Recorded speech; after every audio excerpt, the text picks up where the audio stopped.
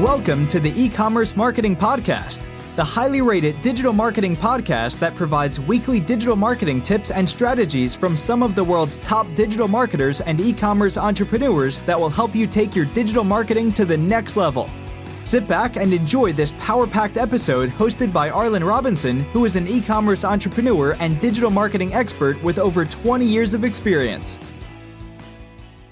Hey, e-commerce marketing podcast listener. Are you looking to increase traffic and sales to your website? You can do this by launching your own affiliate program. Just visit getosi.com and sign up for a free trial today. That's getosi.com. Now get ready to hear from your e-commerce marketing expert of the week as they drill down to give you details on marketing strategies that can help grow your business. Welcome back to the E-Commerce Marketing Podcast, everyone. I am your host, Arlen Robinson, and today we have a very special guest, Shaival Mehta, who is the owner of Delesign, a flat-rate, unlimited graphic design service that works with agencies, marketing teams, and e-commerce businesses to help them create all sorts of content, from infographics to animation videos, social media content, logos, and pretty much anything you can describe, they can create.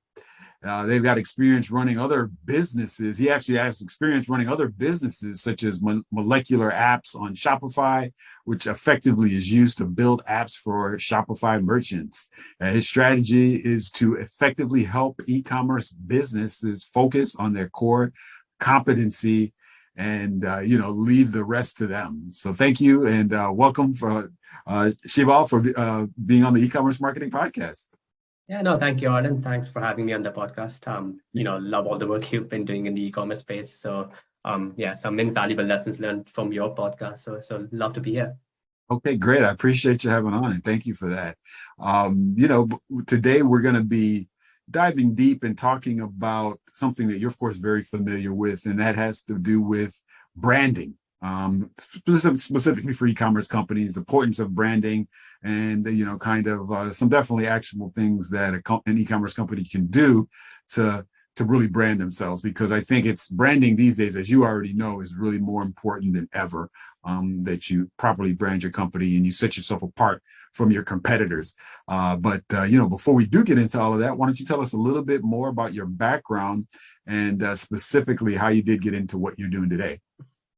Yeah, it's quite funny. I mean, I don't really have any graphic designing background or any branding background as such. I actually come from an engineering background, started in tech consulting by profession, and now I'm the co-owner of Delesign. So a year or so ago, we sort of saw an opportunity to move out and do something a bit more entrepreneurial.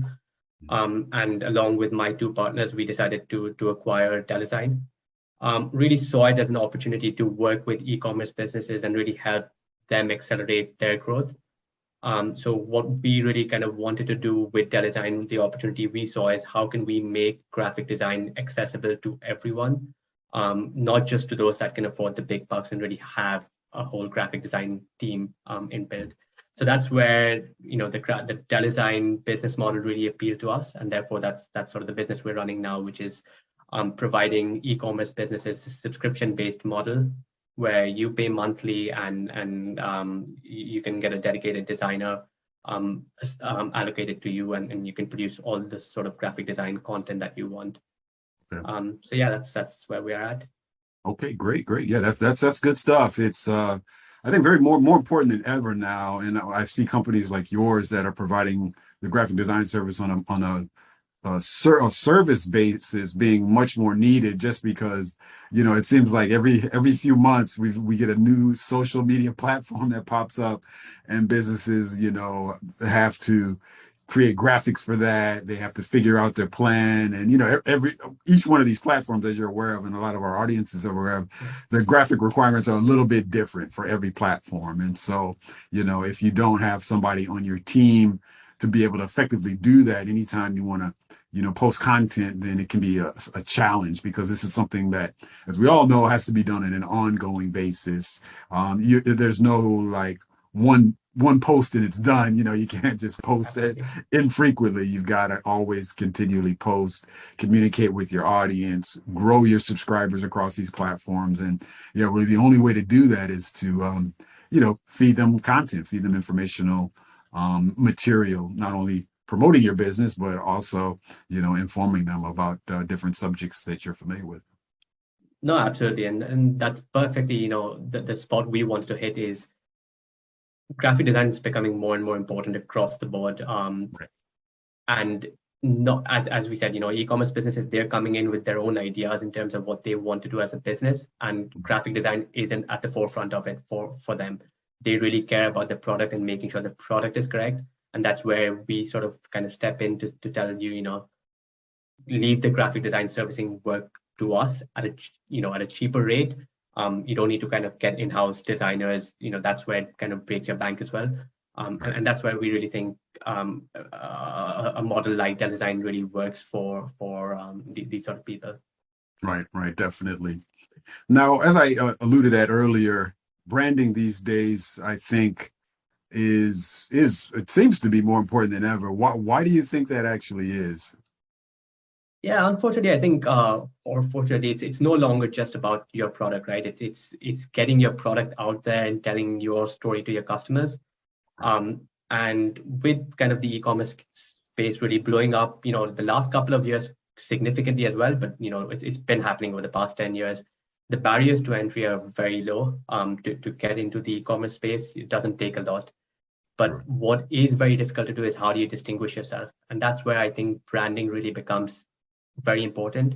It enables you to tell a story to your audience, and you really use that branding to kind of uncover what your vision is and what your values are as a business. And you can tell a lot more through branding than you actually kind of just think about it and you're like, okay, branding, it's not so important. My product's kind of the key thing. But what we've seen is branding is really a differentiator. One of the things that we see nowadays is the millennial generation, it takes 8 seconds or so for them to kind of lose their attention span. So you literally have 8 seconds to kind of get your message out there and make sure if they come across your ad, they're clicking through on it. And that's where I think making sure you've got good branding, a strong sort of messaging for your brand, it really helps you stand out. So yeah, for me, really branding kind of solves three purposes. It helps drive professionalism for your brand. It really shows that it's, you're a professional brand, you're consistent across the board. It helps create an identity for yourself. Someone looking at, if you think of, black and orange at the moment, you think Amazon first. Similarly, if you think of, kind of Google's colors, or you see that anywhere, you associate yourself with that brand. And that's what I think a lot of e-commerce brands are now trying to kind of do and create an identity for themselves. Yeah, I think the third one is really connecting with your audience. Branding, again, helps you connect to your audience. You want them to be associated with you. So that's, for me, those are the three main reasons why branding, I think, is really important. Yeah, very, for sure. As you mentioned, it's the barrier to entry for an e-commerce business is pretty low. I mean, anyone with an idea or a product or service offering that has enough to pay for, the basic plan on any of these shopping cart platforms like Shopify, this could pay $20 a month or whatever. That's as low as the barrier is. That's a pretty low barrier to entry. Yeah, it's ridiculously easy to just start your new business. It definitely is. It's easy. But the good thing about it is, even though that barrier to entry is so low, it's the only a few businesses are really going to rise to the top, because as you and I know, it's difficult to really cement yourself with what you're offering as a solid company. It's difficult to begin ranking for the search engines, Google specifically, and really get out there. So even though it's easy to just launch a business, it's not that easy to sustain it and to really get visibility. So that's one good thing. And so everything that you were saying is totally correct as far as from a branding standpoint.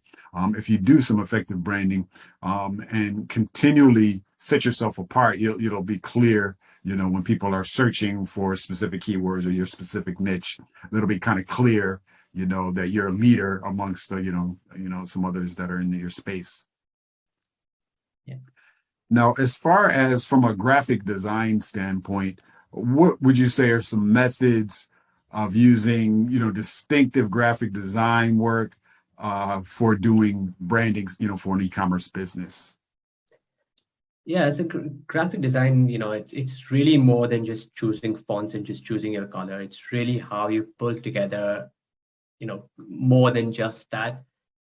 You want to make sure the content you want your readers to read, there's focus on that, and there are a lot of mechanisms that you can use to do that. Some of the things that we consider and we work with on our clients is, first and foremost, is using a customized logo. Logo is really the face of the business, so it's one of the most important elements that you need to design up front. And what we typically tend to say is to avoid using just logo templates or generators to get that. Right. But on the other hand, even if you are getting a logo created, you don't need to overcomplicate it. Sometimes simple is the right solution, but yet making it unique enough. So logo is definitely one of them. The other thing that we typically see and we do suggest is making sure there's a branding style guide for your business. Again, that's to drive the consistency across your business, across your marketing material, and just generally across the teams that are working for you, and making sure they're all kind of talking the same language from a branding perspective. So we suggest e-commerce businesses have their own branding style guide as well. And then the other one really is, as we say, first impression is last impression. And for most e-commerce businesses, that first impression is your website, people landing on your landing page. So a lot of focus is around how can you make sure your landing pages are effective. The contrasting colors that you use, the white space that you have around it, your call to action buttons, the colors that you use for that. All of those sort of elements become really important, and therefore, that's one of the other things that we really ask clients to focus on, and we suggest e-commerce businesses really look at, making sure that they're using techniques that have worked before for others as well. Right, definitely. And it's always good because, there's certain things, as you mentioned, that have worked before. You don't necessarily have to reinvent the wheel most of the time. And, that's the beauty of today. All of the data is really out there. It's not too hard to see what your competitors are doing, what some of the leaders in your space are doing. And not to say that you have to just go out there and then copy or clone what they're doing. But yeah, you can definitely, I would say, get ideas and adapt different design styles for your own purposes, and come up with your own originality based on what may be working for another business that's in your space. So definitely want to do that. And I think you've pointed that correctly. A lot of times what we do see people do is look at their competitors' work and see how can we do that differently so that we stand out. But sometimes you don't need to do it differently, you just need to do it better. You can use the same concept, just do it better. Exactly. Yeah, exactly. And from design, there's a lot that can go into it. As far as you mentioned, a company needs to have, not only start with their logo, they have to have a style guide. They need to make sure that everything that they put out is consistent, and that's kind of the whole thing with branding. You want people to recognize you. So if they see an ad on Facebook, and then they jump over to Instagram or LinkedIn, wherever you're advertising, they want to be able to put two and two together. Okay, that's the same company. I recognize that logo. I recognize these designs, or I recognize these particular graphics. So very important that you have that in place. I think early on as well. It's something that is something that you shouldn't wait on, because, like you said, the best foot is that first foot that you put forward. And so very important that you do that. Now, to have success with branding across, all of these social media platforms, as I mentioned earlier, there's so many platforms coming out these days. I was actually recently, earlier this morning, I did actually went live. It was a Clubhouse group, and they did a room this morning with some other marketing companies. And, so you have apps like that, that's really just audio, but there still is some graphic components that are required for that. So you have that app. You have TikTok that's really exploded over the years. Of course, Instagram is always, really it seems like it's going to continue to grow. And, there's countless other platforms that are really just on the rise today.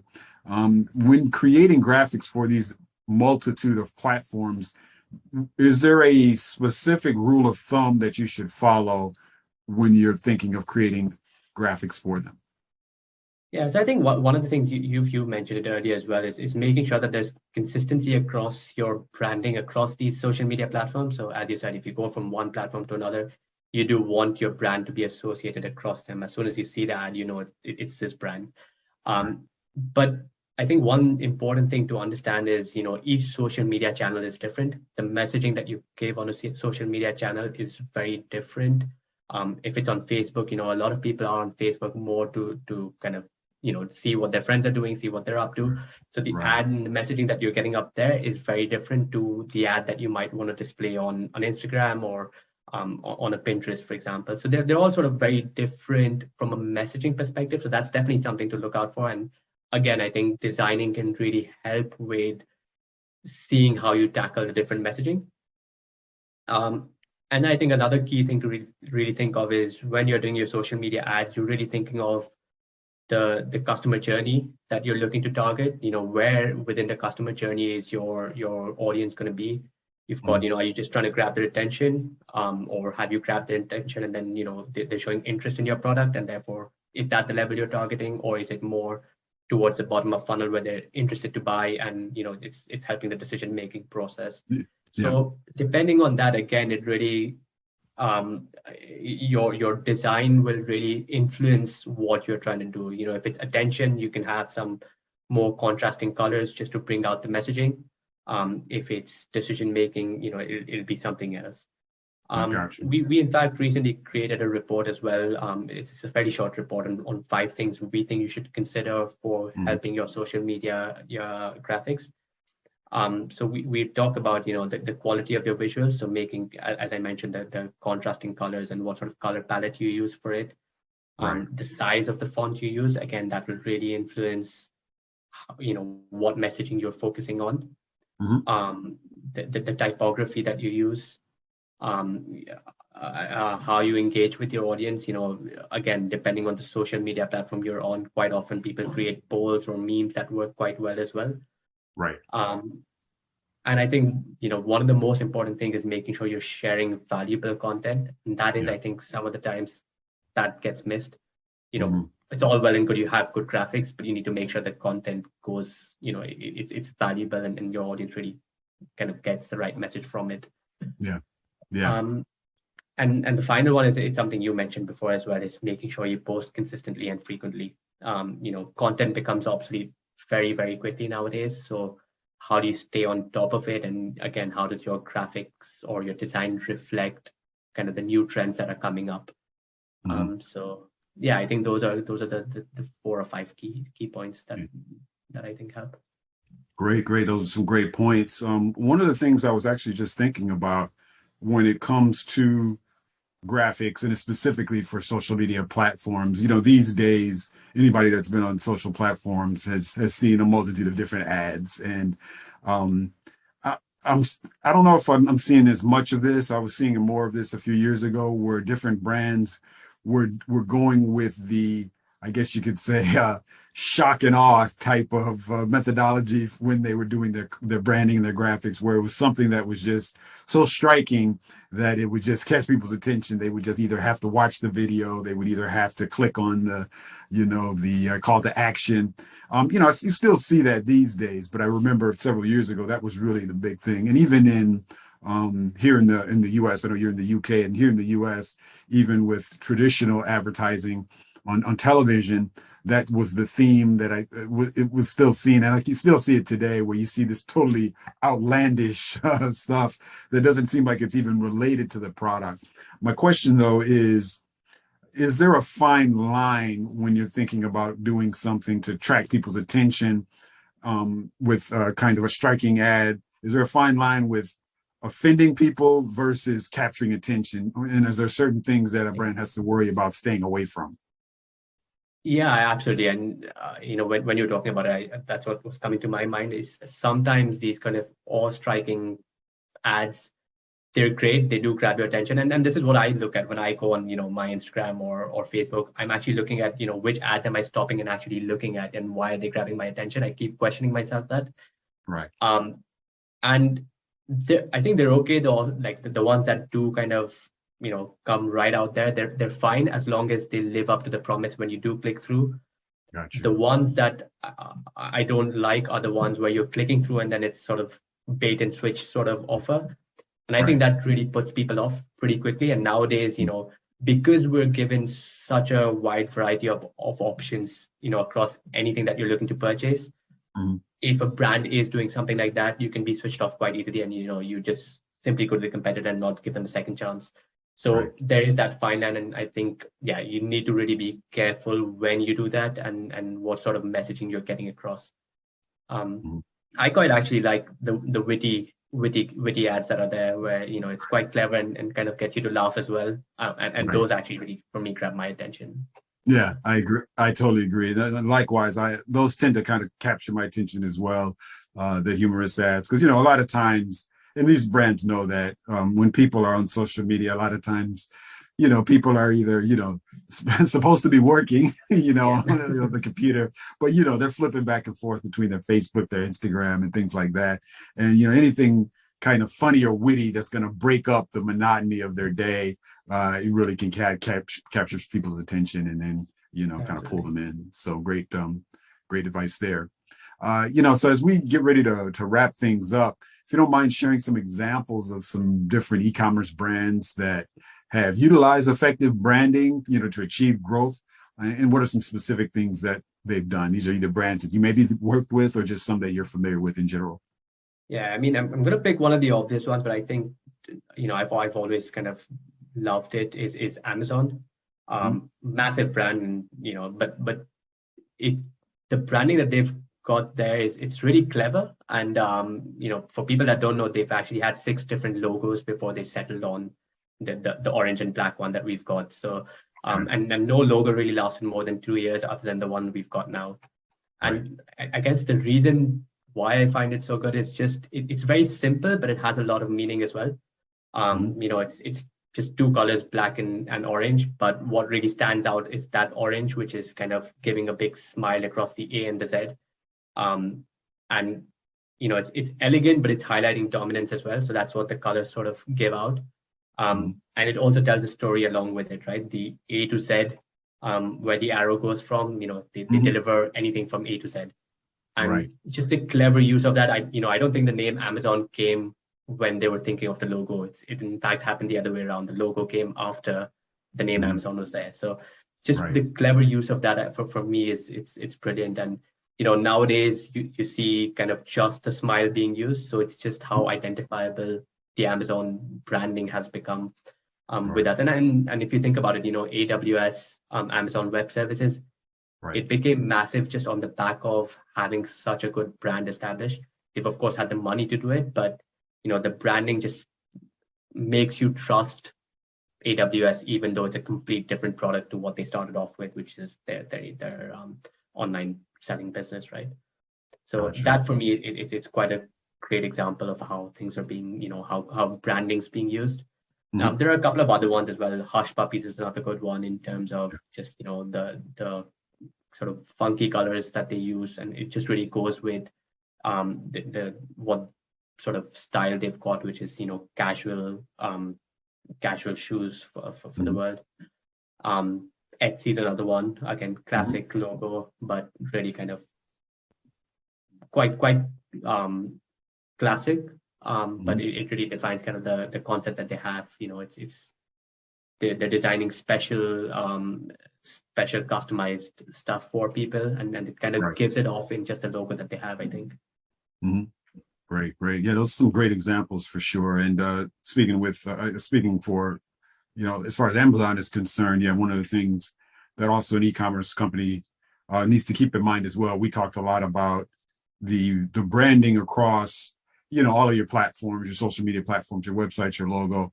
If you're let's say a D2C company, a direct to consumer product company, and you're sending product, that also has to translate down to your packaging and all of the materials that people are getting. And Amazon does a great job with that, because I'm thinking of, I'm a huge Prime member. I'm constantly ordering stuff from Amazon. And if you look at their boxing, everything down to even their tape has their logo.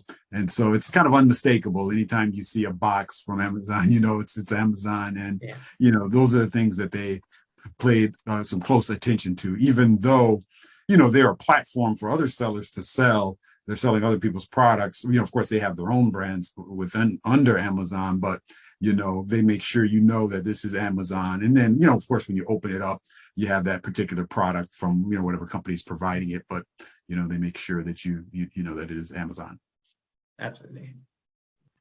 All right, Shaival, it was been a pleasure talking to you. Really appreciate you coming on. I've learned a lot regards to branding. It's very refreshing to know that, these days, you can still set yourself apart by following some of these best practices that we talked about. And so any e-commerce brand can, set up a kind of a solid branding infrastructure as long as they kind of adhere to these best practices. And so I always like to shift gears here with my closing fun fact question. If you don't mind sharing one closing fun fact with us that you think our audience would be interested to know. Yeah, I'm not sure how much the audience will relate to it, but I'm a massive cricket fan now. I know it's not massive in the US, but yeah, I'm a huge cricket fan. So I represented Belgium a few years ago. Okay. So I played for the national side there. Oh wow. And that's something I do kind of just to de-stress and one of my passions. Gotcha. Yeah. So yeah, that's awesome. Thank you for sharing that. Yeah, of course, here in the US, cricket is definitely not really a thing at all. When people see it, I guess initially, if you don't know anything about it, you see the bat, you see the ball. People kind of try to liken it to baseball here in the US, but it's totally different. Yeah, it's not like baseball at all. It's totally different. And I've seen that. Just even the throwing style and the way you swing the bat, the type of bat, it's different. But I know every time if somebody sees it that's not familiar with cricket, that's the immediate kind of 2 and 2 they put together. But it's just not like baseball. But yeah, that's awesome. Yeah, thank you for sharing that. I appreciate that. And Shaival, lastly, before we let you go, if any of our listeners want to reach out to you and pick your brain any more about branding or anything related to that, what is the best way for them to reach you? Yeah, you can always reach me on LinkedIn. You can email me on shaival@delesign.com.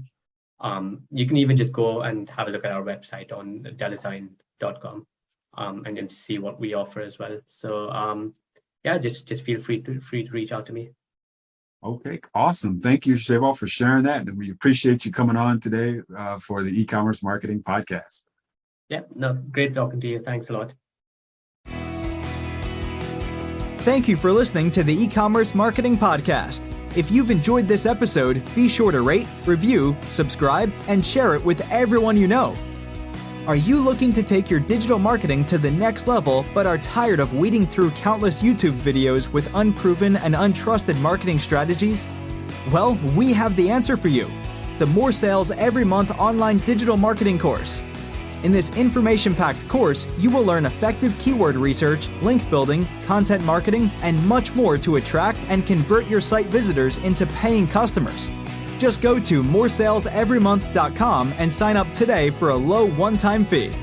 In addition to this power-packed course, if you would like to get access to a growing repository of digital marketing articles, PDFs, and ebooks, check out getosi.com/resources and opt in to get full access to our library of priceless marketing information to help you take your digital marketing to the next level.